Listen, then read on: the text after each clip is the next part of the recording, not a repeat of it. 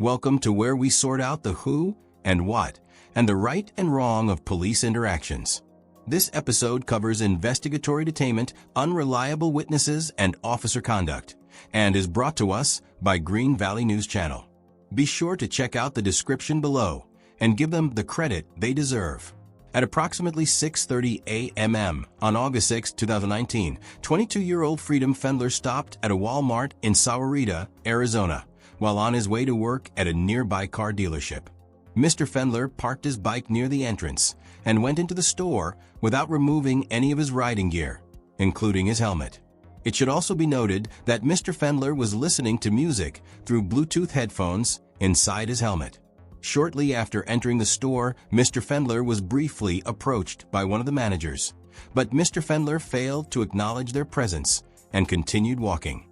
The manager stalled for a moment, and approximately 1 minute later, he approached Mr. Fendler from behind, but he was ignored again. Mr. Fendler continued shopping for another 10 minutes, and after checking out and stopping at a bench inside the store to organize his backpack, he was confronted by several officers of the Sahuarita Police Department. Hey, bud, you got some ID on you? Hey. Hey! You have some ID on you? Hold on, man.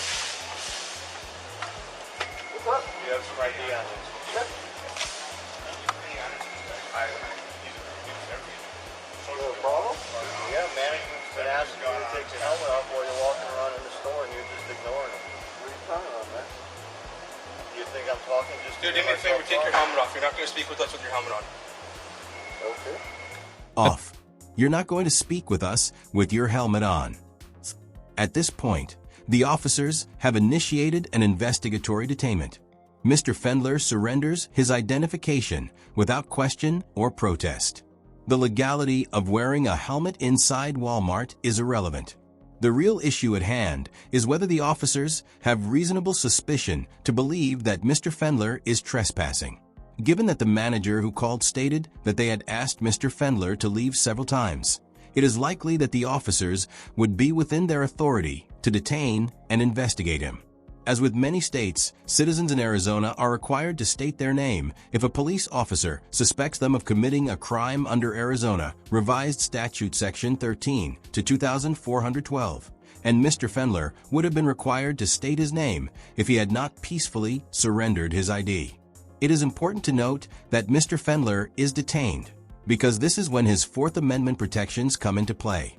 The Supreme Court has issued many rulings developing a legal framework that distinguishes between lawful and unlawful arrests. Over the years, this precedent has become more formalized and developed. In the 1968 case of Terry v. Ohio, the Supreme Court noted that not all personal intercourse between policemen and citizens involves seizures of persons, and that only when the officer, by means of physical force or show of authority, has in some way restrained the liberty of a citizen may we conclude that a seizure has occurred. In the decades between the Terry ruling and the 1991 case of Florida versus Bostic, the reasonable suspicion standard underwent many changes and eventually evolved into a reasonable perception approach. In Bostic, the court held that the appropriate inquiry to determine whether a citizen has been seized is whether a reasonable person would feel free to decline the officer's requests or otherwise terminate the encounter. Given that Mr. Fendler was surrounded by officers and was ordered to present his identification and remove his helmet, it is likely that a court would consider him detained and therefore entitled to constitutional protection.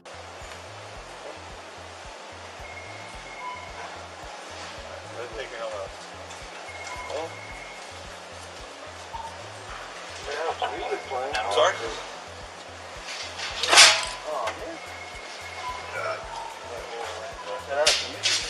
Someone's trying to talk to me, so we can hear them. But I wouldn't try to talk to you. Well, did you make a purchase? Yeah, that's fine.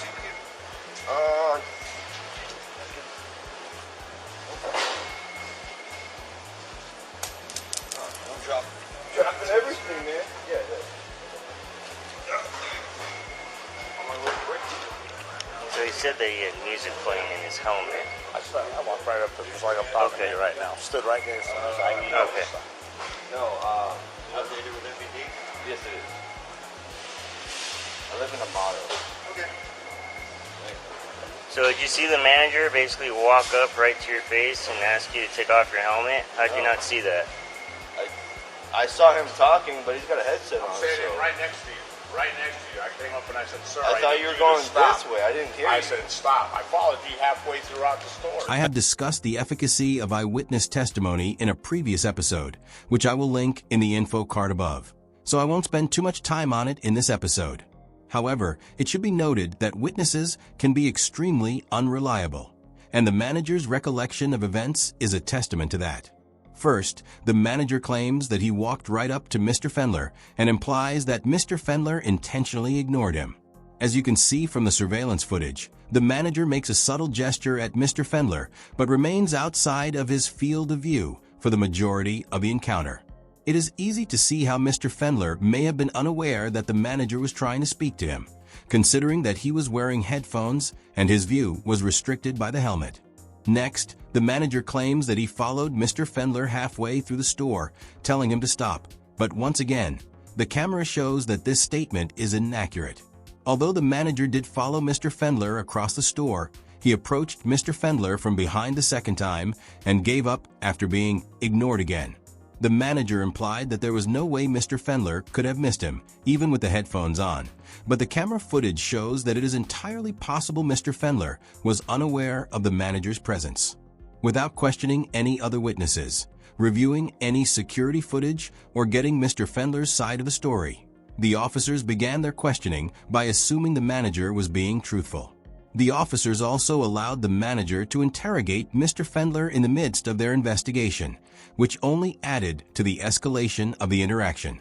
Mr. Fendler continued to answer questions, and for a moment, it seemed as though he might get the opportunity to explain himself. Let me ask you something. What's the purpose of keeping the helmet on? It's just faster to get to work, man. Like I said, I'm on my way to work. Where do you work at? Work at Jim Click, right Okay. there. So you walk through the store, what'd you buy? I bought a sandwich, a Gatorade, 2 peaches, a scrubber, I think 4 pens, and a toothbrush. Okay. That's it. So you just kept everything on here.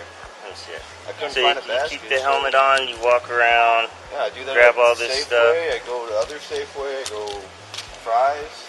Except for when I go to the bank. I mean, he knows I know because I ride. He rides. Yeah. It doesn't take much effort to take it off, put it back on. I mean, it takes maybe like 5 seconds, 10 seconds It if that. doesn't, man, but I've never had any issues where it was like take it off or a sign saying that you need to have it off. And like I said, That's why the manager asked you to take it off. Like I said, I didn't hear him. I had music playing throughout the Okay. street. You didn't see me. I'm standing right in front of you. I saw you there, and then I saw you talk, but like again, you have a headset on, so I can't put my hands on you to get your attention. I was standing Yeah, right but next to you. I didn't. Just like I'm standing I here with didn't the see officer. you come next to me. I stood right in front of you, just like I'm standing here. I said, I need you to stop and listen to me. You totally ignored me and kept walking. I got associates that were upset and concerned because you're walking around with a backpack, with a helmet. Nobody knows who you are. Yeah, but I made a purchase. I'm concerned about the safety of my Stop him associates. now, okay? You're an argumentative person, and I am not the person you want to argue with. You need to take Go a ahead. stand and you need to go like this and pull your head out of your... Okay? Because you're walking around in a store hiding your face. There's shooters that go on all over the place. This man comes up to you and you want to play, you got a little Senate headpiece going on that you can't... Stop! You need to listen to learn, not listen to reply. You need to turn that little switch off in your brain that you want to run your mouth and argue every time somebody tells you something. Because this is disturbing the peace. You can go to jail and not go to work. So what's the choice you're going to make, hardhead? You're going to quit walking around businesses with a helmet on, scaring a lot of people to where you got massive cops all over the place, rifles outside waiting for a shooter to come out? Laugh. Yeah. But that's where we're at. So pull your head out of your ass and quit arguing every time somebody tells you something. I'm just trying I'm to telling explain you, my- look at my what you're part. doing. You keep wanting to argue with me. I'm not the guy you want to argue with. Wasn't trying to argue. I'm just That's trying why to you take keep my talking. point. Stop talking. Okay, fine. Cool. This is Officer John George, and his emotional outburst did nothing to advance the investigative intent of Mr. Fendler's detainment. In fact, It hindered the officer's ability to build a complete contextual narrative around the accusations being put forth by the manager. Not only was Officer George's reprimand unprofessional and uncalled for, but it also violated Mr. Fendler's First Amendment right to free speech. In the 1987 case of Houston versus Hill, the Supreme Court held that citizens have a right to voice their opinions to, or near, police officers, whether or not the officers are in the performance of their duties. Mr. Fendler was detained when Officer George ordered him to stop talking, which essentially amounts to a government official depriving a citizen of free speech.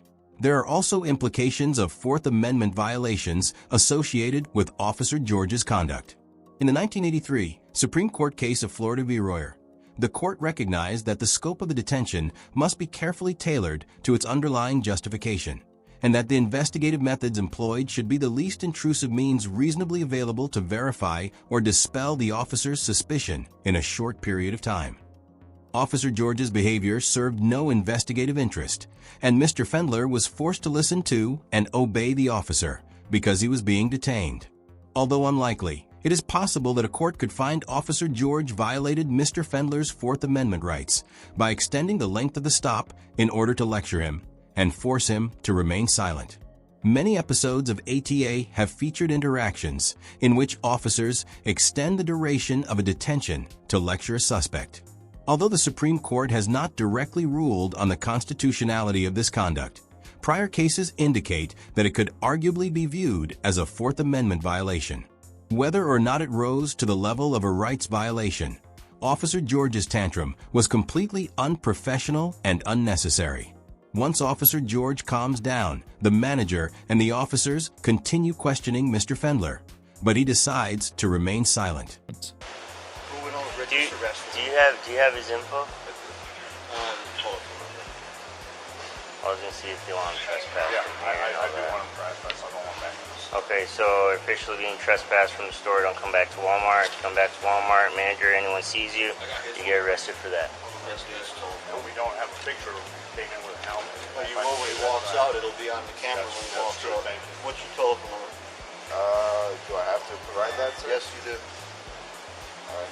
I gotta look it up on my phone. And what else is in that file? Your phone. All right. Give me a telephone number. Now keep in mind, if you come in here again, you'll be arrested and you're booked. You're booked for trespassing. Understand? What he's telling you, you're trespassing from Walmart, it's a national system. You're not just trespassing from this Walmart, you're trespassing from all Walmarts and Sam's Clubs. Okay? So understand that.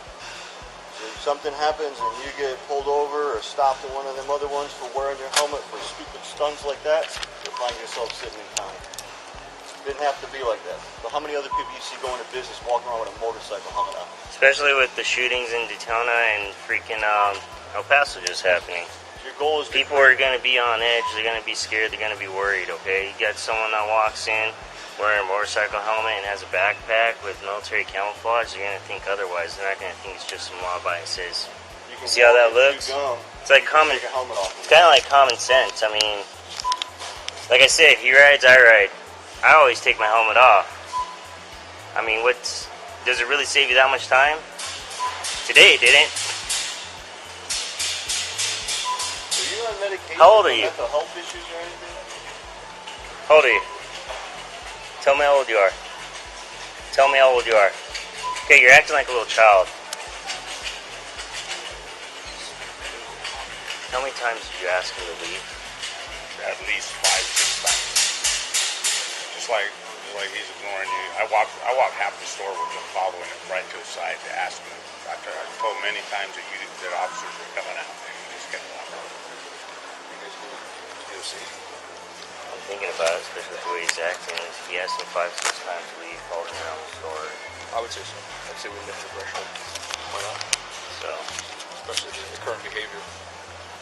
You asked him about all the leaves the store? 5 or 6 times. Walk right next to him, just like we're walking right now. You're under arrest for trespassing. Mr. Fendler was arrested, charged with disorderly conduct, and taken to the Pima County Adult Detention Center, where he was detained for 17 hours. Following the encounter, Mr. Fendler's charges were dismissed, and he went on to file a lawsuit claiming that he was illegally searched, falsely arrested, maliciously prosecuted, and publicly defamed by the department. According to Green Valley News, as of September 1st, 2020, both the town of Sahuarita and the Sahuarita Police Department deny any wrongdoing and have moved to dismiss the lawsuit. A judge has yet to rule on the dismissal, and Mr. Fendler's lawsuit is still ongoing. Overall, the Sahuarita officers receive an F for neglecting to conduct a thorough and legitimate investigation, remaining hostile and condescending throughout the interaction, and escalating what could have been a simple trespass warning into an arrest for disorderly conduct. The officers utterly failed to investigate what actually took place and essentially arrested Mr. Fendler for being quiet after being told to do so. That being said, the societal context of Mr. Fendler's actions cannot be ignored.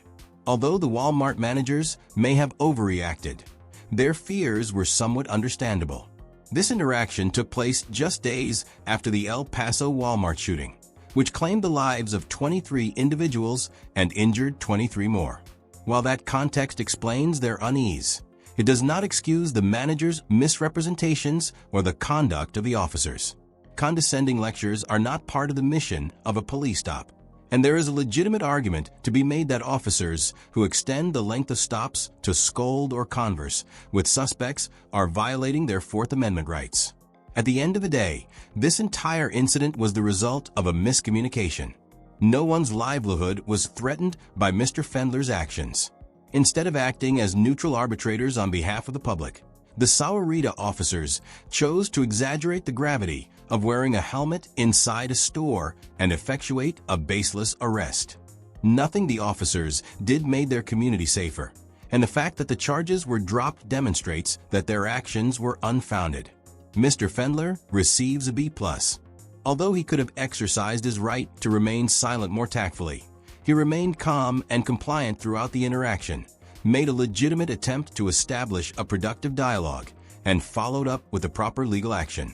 Mr. Fendler was outnumbered from the start, and there was likely very little he could have said or done to avoid being arrested, especially considering that he was not saying anything when the officers decided to arrest him. He made a genuine effort to dispel the officers' suspicions, but once Officer George finished his condescending tirade, Mr. Fendler shut down, and rightfully so. While Mr. Fendler did eventually choose to remain silent, he neglected to verbally acknowledge that he was invoking his Fifth Amendment right, and the moment he chose to begin his silence could have been more deliberate. That said, I commend Mr. Fendler for his ability to maintain composure throughout the encounter and for following up with the appropriate legal action. It will be interesting to see the outcome of Mr. Fendler's lawsuit, though it may be some time before a final resolution is reached. Let us know if there is an interaction or legal topic you would like us to discuss in the comments below. Thank you for watching, and don't forget to like and subscribe for more police interaction content.